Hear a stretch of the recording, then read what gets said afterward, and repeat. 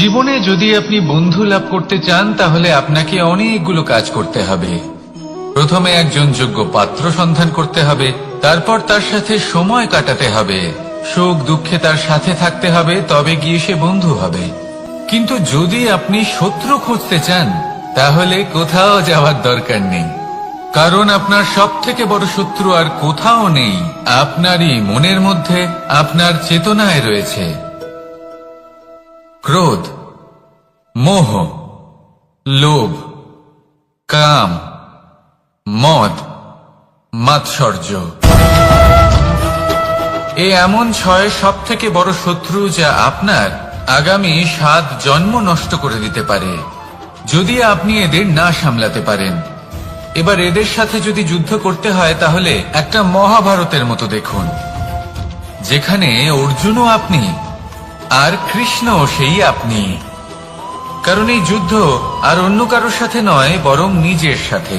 এগুলো অন্তর মনের যুদ্ধ, আর এটা জয় করা যেতে পারে নিয়ন্ত্রণ এবং অনবরত চেষ্টার দ্বারা।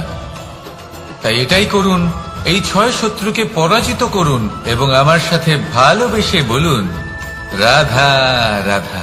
বেশিরভাগ মানুষই এই কথা জানেন যে আমাদের শরীর 5টি তত্ত্ব দ্বারা নির্মিত, যাকে আমরা পঞ্চতত্ত্ব বলি: জল, অগ্নি, বায়ু, ধরিত্রী এবং আকাশ।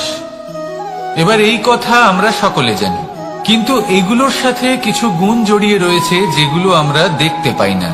যদি এই গুণগুলি আমরা আত্মসাৎ করতে শিখে যাই তাহলে সাক্ষাৎ পরমেশ্বরের দর্শন আমরা পেতে পারি। যদি কথা বলি প্রথম তত্ত্বের, জলের কথা, জল যা প্রত্যেক জ্বলনকে শীতলতা প্রদান করে। এই জলকে দেখুন, যা শুধু প্রবাহিত হতে জানে, থামতে জানে না।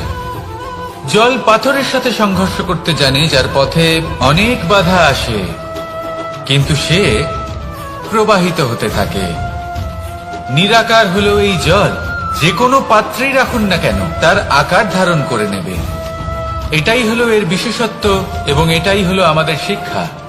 কিভাবে প্রবাহমান থাকতে হবে, কিভাবে আমাদের থামলে চলবে না, তাতে আমাদের পথের মধ্যে যতই যেরকমই সমস্যা আসুক না কেন, আমাদের এই জলের মতোই নিরাকার হয়ে যে কোনো পরিস্থিতিতেই প্রবাহমান থাকতে হবে।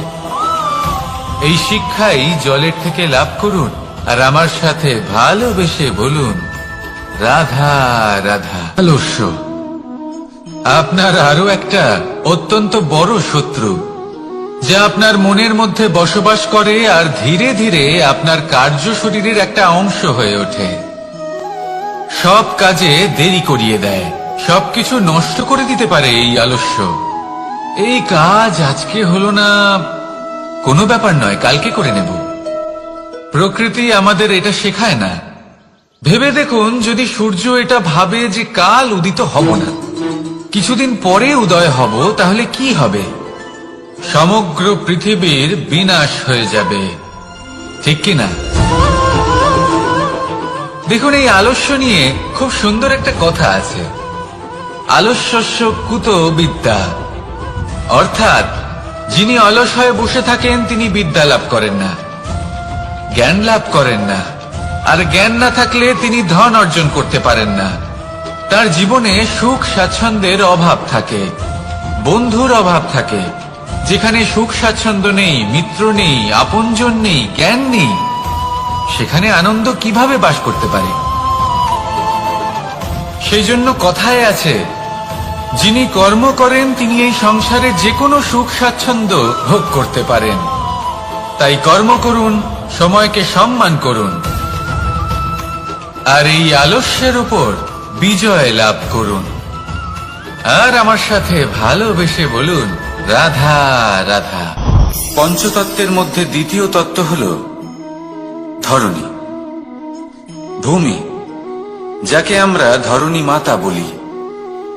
এই ধরণী ধৈর্য ধারণ করে, আর এর উপরেই আমাদের সমগ্র সংসার নির্ভরশীল।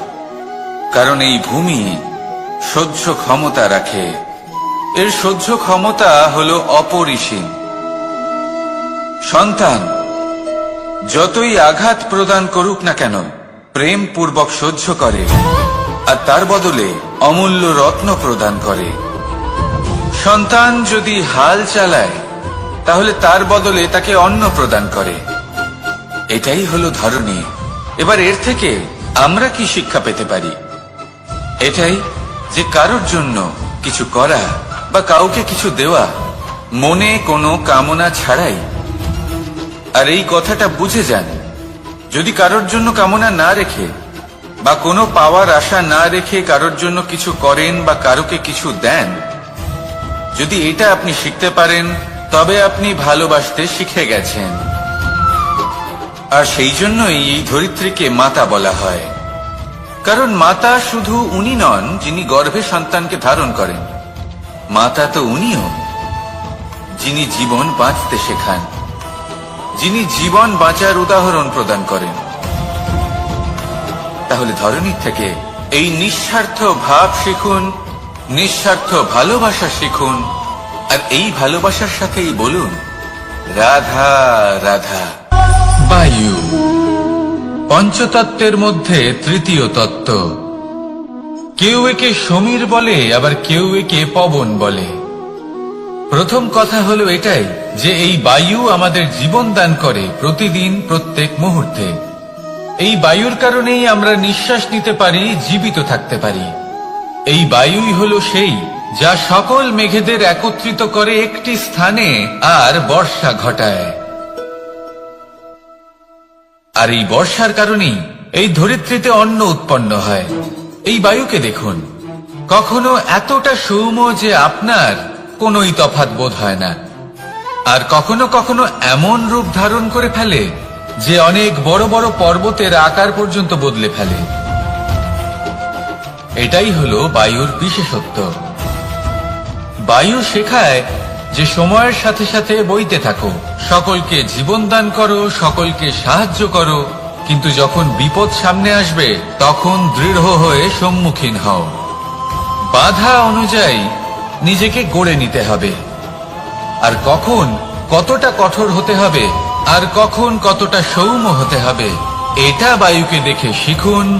আর আমার সাথে ভালোবেসে বলুন রাধা রাধা। অগ্নি চতুর্থ তত্ত্ব, সব থেকে বেশি গুরুত্বপূর্ণ কিন্তু তার থেকেও বেশি ভয়াবহ। কখনো অগ্নিকে নিয়ন্ত্রিত রূপে উনুনে জ্বলতে দেখেছেন? এই অগ্নি আমাদের খাবার বানাতে সাহায্য করে, যা আমাদের শক্তি প্রদান করে। কিন্তু এই অগ্নি যখন বিচলিত হয়ে, অনিয়ন্ত্রিত হয়ে কোন বনের আগুন হয়ে ওঠে, তখন মহা বিনাশ ঘটে যায়। আপনারই অন্তরের ঊর্জা হলো এই অগ্নি। এটা আপনার শক্তিও, আপনার ক্রোধ। একে ব্যবহার কিভাবে করবেন তা আপনারই হাতে। যদি কোনো ব্যক্তি নিজের অন্তরের এই ঊর্জাকে ব্যবহার করেন শক্তির রূপে, তাহলে সে বিকাশ ঘটাতে পারে, নির্মাণ ঘটাতে পারে। কিন্তু যদি কোনো ব্যক্তি তার অন্তরের ঊর্জাকে বিধ্বংসী অস্ত্র বানিয়ে ফেলেন, তাহলে নিশ্চিত রূপে মহা বিনাশ ঘটতে পারে, যাতে বিনাশ তারও অবশ্যই হবে। অনেক বছর পূর্বে এমনই এক আগুনের দ্বারা এই সুন্দর পৃথিবীর নির্মাণ হয়েছিল। আর অনেক বছর পূর্বে এমন এক আগুনেই সমস্ত জীব এবং সংসার বিলুপ্ত হয়ে গেছিল। এবার আপনি আপনার অন্তরের ঊর্জা দ্বারা বিনাশ ঘটাতে চান নাকি নির্মাণ ঘটাতে চান, সেই সিদ্ধান্ত আপনারই। আসুন আমার সাথে ভালোবেসে বলুন রাধা রাধা। পঞ্চম তত্ত্ব, আকাশ নব ব্যোম। আসলে কোন ভ্রম নাকি সত্য? ভ্রম তো হতে পারে না, কারণ ভ্রমের মধ্যে কেউ বাঁচতেই পারে না। আর যদি সত্য হয় তাহলে এতটাই বিশাল যে আমাদের চোখের থেকে, আমাদের ইন্দ্রিয়ের থেকে, আমাদের মস্তিষ্কের থেকে, আমাদের চিন্তা ভাবনার থেকেও অনেক ঊর্ধ্বে, যাকে আমরা বুঝতেই পারি না। এটা যতটাই বিশাল আকার ঠিক ততটাই সরল।